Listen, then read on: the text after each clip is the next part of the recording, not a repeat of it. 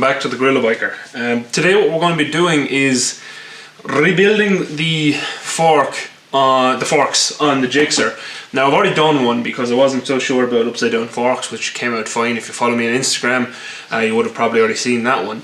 But the one thing is, this isn't a complete rebuild, so if you're looking for a video that the whole cartridge is coming apart and stuff, it's not going to be this one, because I don't think they're the original cartridges in these shocks by the looks of it, and I don't have the tool to compress the spring enough to get at the lock nut. But what you will see is me taking it off the bike, you know, changing out the seals and the oil, and then refitting it to the bike as well.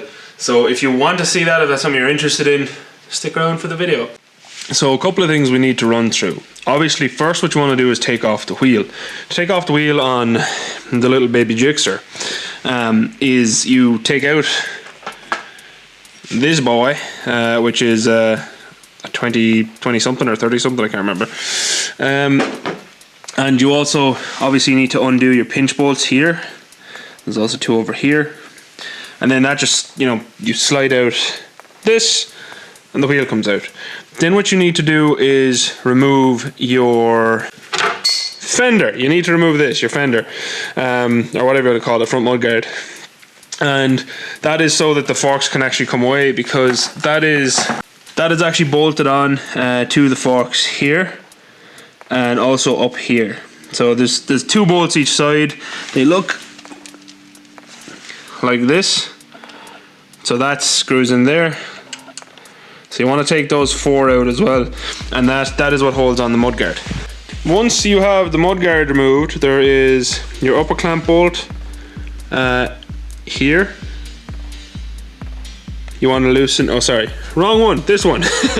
You want to loosen this off right here, and then you also want to get the two more down there. So I'm going to do all of that now. So what you want to do first is just loosen these clamp bolts. It's a size 12mm spanner will do it, and it's just literally loosening them. You do also need to, I'd actually pointed out there at the start, you do actually also need to loosen the bolt just below this one. That's for the clip-ons. You do need to loosen that one too. To get these two lower bolts is a pain. I don't know if I'm going to be able to show you. But they are also 12s. Now the way that they actually say to do this is to take off all the fairings. I am not interested in doing that. I'm really far too lazy for taking off all the fairings. I've just decided to make it easier on myself and do it the lazy man's way. There's Cleo climbing about the place, probably looking for mice. On Cleo. What you doing in there, Cleo? Huh? Yeah, I know. Probably loads of mice in here. Okay, cat distraction hopefully over. So to get these two bolts, it is a size 12, and you just want to get down and again just unpinch them. It's almost impossible to show you, so you know, I'm just gonna pretend like I showed you me breaking those off, but I'm gonna just smash my camera if I try to keep putting it near it. So instead we're gonna set you up here and show you the fork sliding out, which is probably more entertaining anyway. The one thing to remember is, once you have these kind of loosened, you do want to get a hand on it, you know, just so it doesn't fall away without your knowing.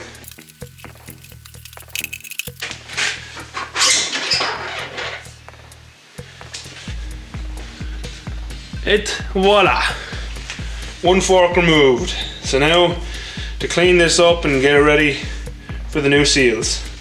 So then what you want to do is loosen off the top cap, and just be careful. You can actually see on the right hand side fork leg that someone went a bit ham. I'd say they didn't have the correct tool, and just damaged this bit here a bit, which is a pity, but it's not the end of the world. So what you want to do is just literally loosen it off for now. And what I have here is, this is clamped in some soft clamp jaws. Honestly, I don't think I'll be able to do this job without it. I don't think it'll be possible. It'd just be really, really difficult without the soft jawed vice clamp things. if you're gonna go doing this, you probably do need a vise for upside down forks, and you probably do need the soft clamp jaws. Upside down forks are that little bit more difficult than the regular forks. And also, to loosen off this top clamp, you need a 32 spanner. And then Bob's your uncle, is really easy. Then before you go too far on the other end, you also want to crack the thing that's down underneath here. But it'd be handy if I put this into the clamps, wouldn't it? So once you have actually clamped the piece that you're working on into your clamps, this is an 8mm Allen, long reach Allen, and that is what we need to open this off with. There you go. Pretty easy to do that actually. And just one thing I want to show you before we proceed too much. So all this corrosion right here, not the end of the world. It's not in the usable surface area. But what you want to do with this is, number one, clean it. So, you know, light sandpaper should clean it up pretty good. And then what you want to do is just tie a cloth or put a piece of cardboard or something around this end. I'll show you later, but when you put on the new seals, you just don't want that, you know, going all over your seals, or it could damage your brand new seals, which would suck. Let's face it, it would suck. Cleo's over there playing with some rubbish, I think. She's having a great time. So then what you want to do is finish unscrewing this. It's a bit noisy. It's really cold in here today. It's so cold that like my hands are actually frozen from touching these forks. That's how cold the forks are. So it'll be interesting to see as the bike start, because it's really cold. But anyway, so you want to just undo this top cap and remove it from the sleeve. The sleeve there will drop down like that, and then just get lots of your oil out. And this oil, interestingly, this oil didn't even look that bad on the other fork either. So it was obviously, you know, rebuilt before it went off the road, and it actually stayed pretty good over the years. It's a bit, it's just old. It probably still would have actually worked fine. My main concern, and the reason I changed it, was more due to the fact that, you know, those seals were quite old, so I was concerned that as soon as I brought it out and did anything, the seals would just give way. At this point then, you want to finish taking out your lower bolt, and that'll just get more oil out of the system. It is occasionally helpful being tall. So now that we have all that apart, and I know I'm going to probably get some upset people here, but like I said at the start, I'm not breaking down this bit. I did have a look at it earlier to see could I do it without the tools. It just wasn't going to be possible. So instead, this cartridge is going to stay together. I'm going to give it a good clean, and it's going to go back in relatively the same. The one thing you do want to make sure you do is pump this. So put it down on carpet or something and pump it, because there is some oil still in here, and you want to get all that oil out before you refill it, especially if you refill it the method I do, which is just with the measuring jug. You know, you just want to pump it and get as much out as possible. Like I said, this isn't a full rebuild. You do need a tool to get in at this, because I tried. This spring is strong. It's really strong, so you know, you're not getting in there with just your hand but pulling this down. But look, it is what it is. So unfortunately, it's not a full rebuild video, but it's as good as I can do. Okay, so while we're waiting for this to drip as much oil out as possible, I just have it inverted over here in my soft jaw clamps. This guy here is actually what goes on the bottom of this. It just fell out earlier and I forgot to show you. So that's waiting there. I have my new dust seal and I have my new oil seal, and we're going to be reusing the bushes and the washers. If you saw my Instagram, you'd know it's just I forgot to order new bushes. Ideally I would have put new bushes on it, but such is life. I'm a clown and I forget to do things literally all of the time. Anyway, let's break this apart now.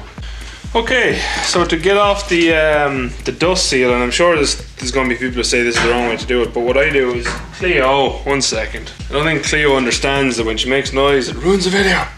I just kind of, these are really, really well sealed on, as I discovered earlier. So what I do is I very gently work my way around just really slowly kind of prising it up. I probably should get plastic tools for this, but I don't have them. So all I do is literally work my way around with a flat bladed screwdriver, and then when I have it lifted up a bit, I just move on to the next one and keep moving up sizes, just really slowly, really slowly. You just don't want to damage your edge. And eventually you'll just pop the dust cap off like that. Then what you want to do, so right in here there's a little snap ring with 2 wings on it. What you want to do is just get your screwdriver or whatever tool you're using in, and get onto the wings. And there it is. Okay, so you just want to get in under here or here or here or here and just pop that out, and out it'll come. Okay, and leave that to one side. We're reusing that, so make sure you don't lose it. Then the important bit, you just want to hammer this out.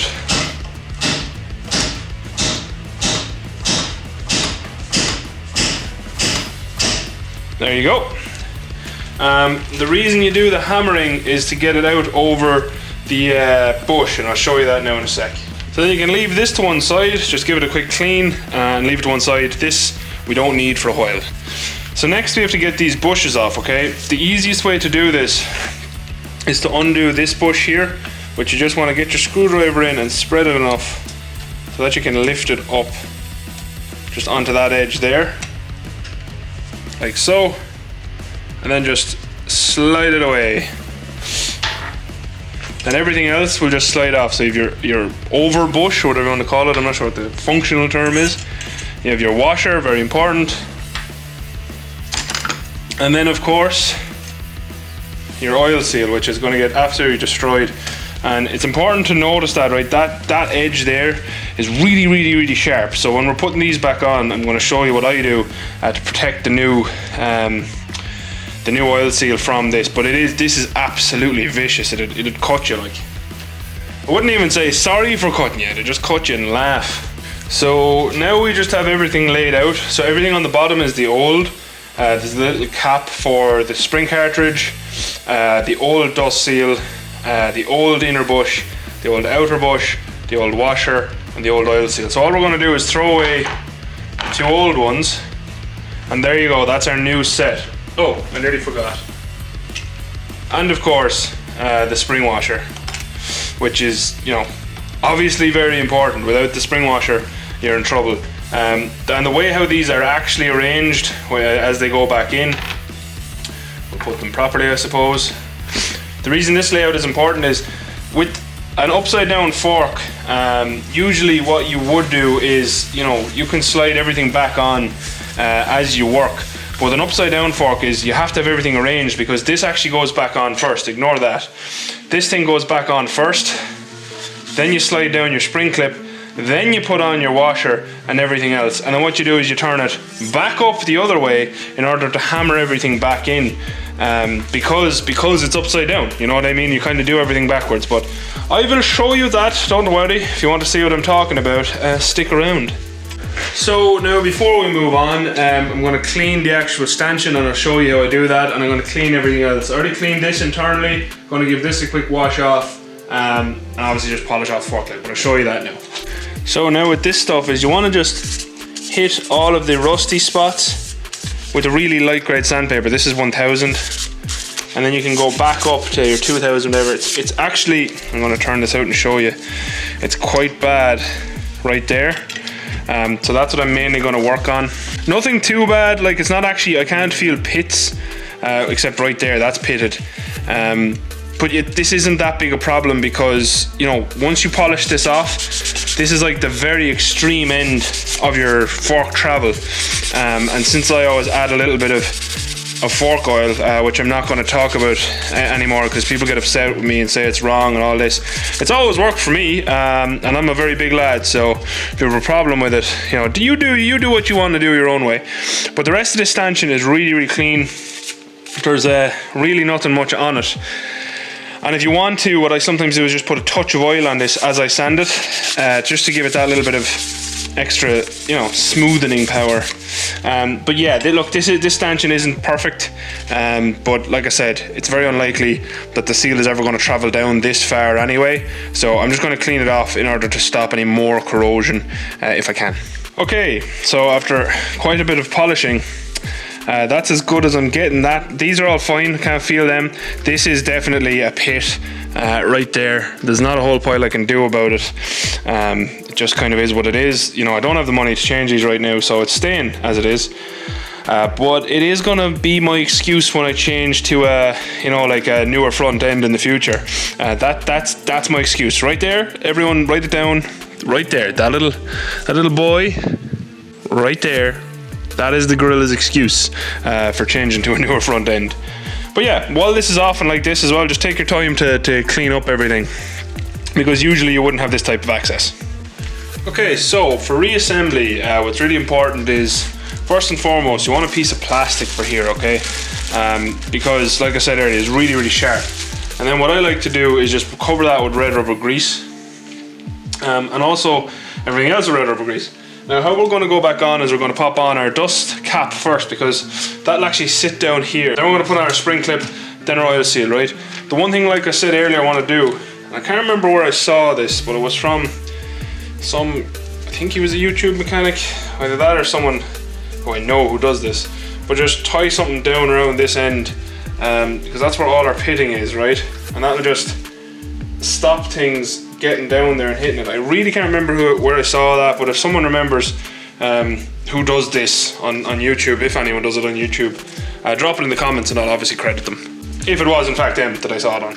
Anyway, the red rubber grease, just absolutely lampoon this on, and all you want to do is get down over that sharp surface that the bush sits into. Okay, so once that's done, then what you want to do is just little bit of grease on the inside of your actual dust cap in order to help it slide better down onto it. And I always put a little bit inside the lip there as well, just to help it get down, you know, back into the forks a little bit easier.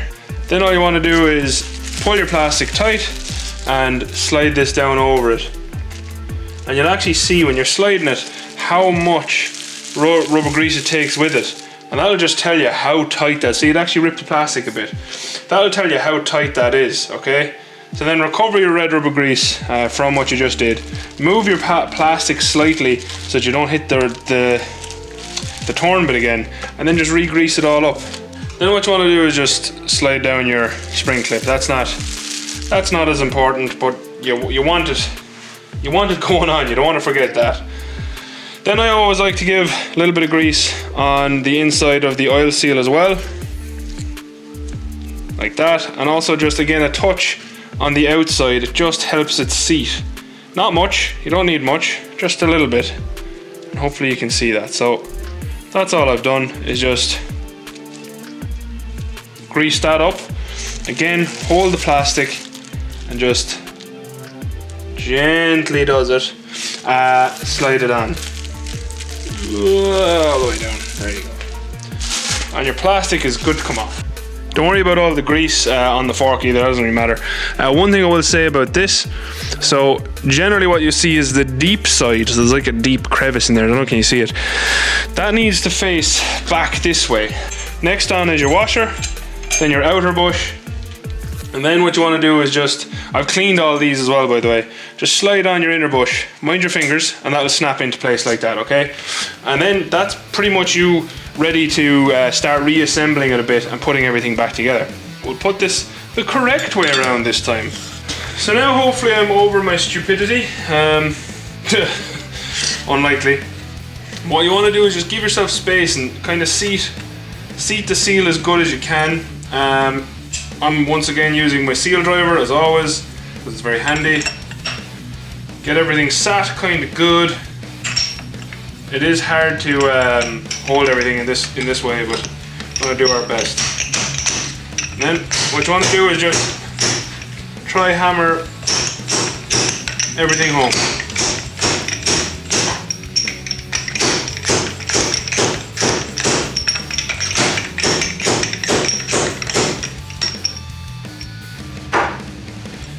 And you can kind of hear that that sounds like it has been driven home. So try not to pull anything apart. Get your spring clip, which I took off just for ease, spread it back around. And then what you want to do is, you can do this pretty much with your fingers. Just work it back in. And you'll know if it's home properly because it'll snap into place like that. So I don't know can you see in there, but just down there, the snap ring just snaps into a groove and it's all good. So next what you want to do is just push back down your actual dust cap, and that'll kind of just sit into position as well. I'll clean all this in a minute now because I know I've red rubber grease all over it. Now what you want to do is put back in that bolt. So I'm going to just throw that in and then we'll fill it with oil. Obviously, of course, before you put back in that bolt, do just replace the spring cartridge assembly thingamajig and that little cap that I showed earlier in the video. Just pop it all back in, bit of blue Loctite on that bolt and put it back together. Also put a new copper washer on that bolt. I don't know why I forgot to show you that in this video. I do apologise, but there you go. Now you know. Okay, so next what you want to do is fill in your new oil. What I do is I just kind of pull this down as much as I can, and I'm not going to tell you how much oil I'm putting in because last time everyone got really upset and said, oh, it's the wrong amount. Works fine for me, I'm a big lad. What I will tell you is the manual says for these 480 cc's of oil. I don't remember the air gap, but I'm sure you can look that up. So I'm going to put in my amount of oil.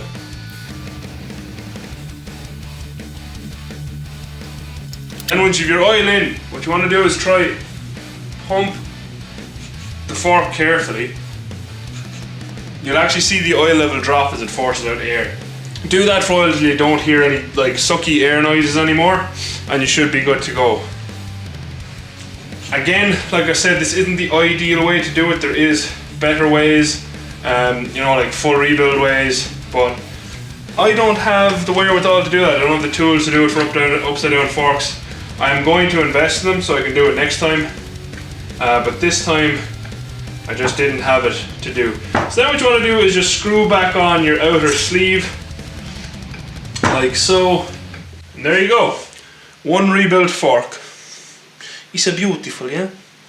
Now the last thing what I do is I'm going to put this back in the vise. I'm going to tighten up this. I'm going to just give this a little nip down here as well, and then we're going to throw this back in the bike. But that's working pretty well. So putting your fork leg back in is the exact same as it came out. Just put it down, slide it up.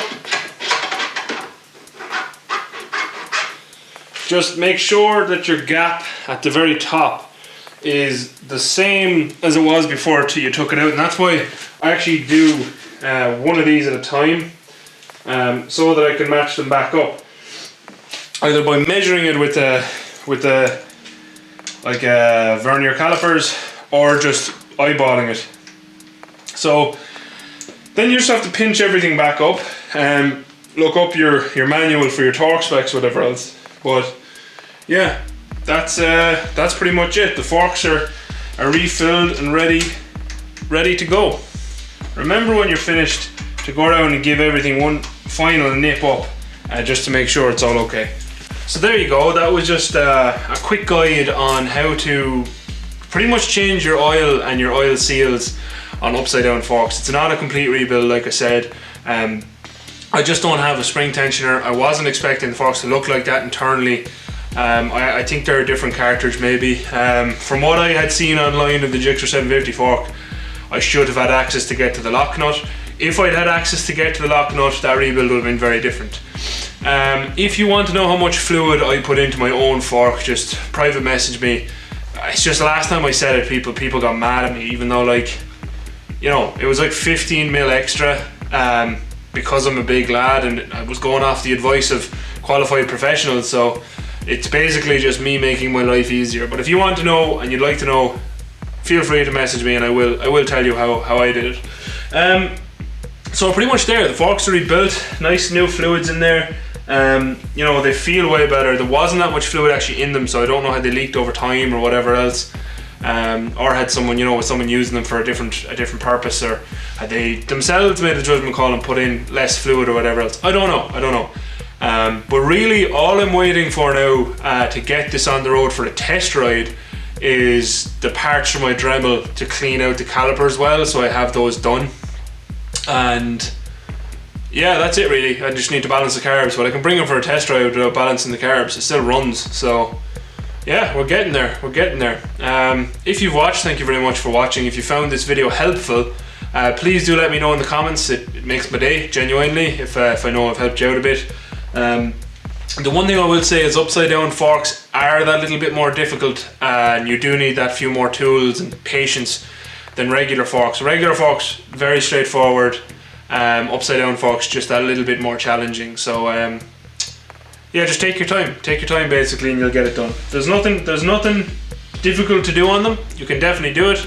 It's just time, so take your time. And yeah, until next time, thank you very much for watching. A special thank you as always to my patrons.